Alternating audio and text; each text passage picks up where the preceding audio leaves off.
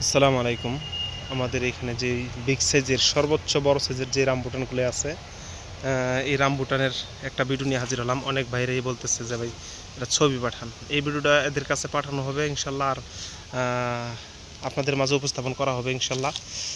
ফেসবুকে, ইউটিউবে দুই জায়গায় দেওয়া থাকবে। দেখেন আমাদের চারাগুলো কতটুকু মোটা আর কতটুকু বড় চারা।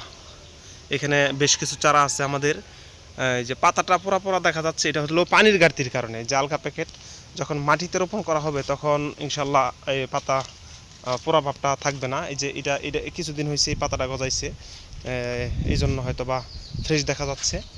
আর আমাদের চারাগুলোই দেখেন 10 ফিট 12 ফিট উচ্চতার চারা। এই যে ডালপালাগুলো দেখা যাচ্ছে, কত সুন্দর ডালপালা ঝাঁকড়ানো। ওই যে চারাগুলো দেখা যাচ্ছে। আমরা এইগুলা ব্যাকসেট করছিলাম আরও অনেক দিন আগে।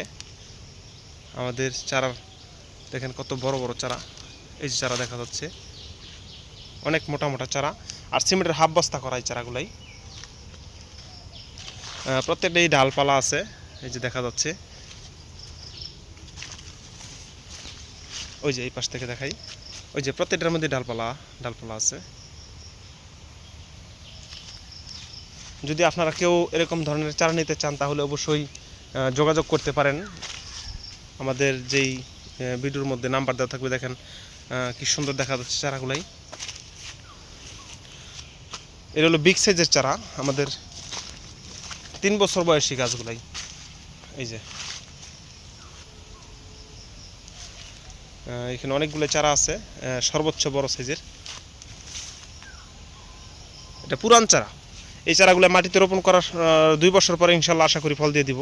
গাছটা একটু মোটা এবং কিছু ডালপালা যখন ছড়াবে ইনশাল্লাহ তখনই ফলন শুরু হবে।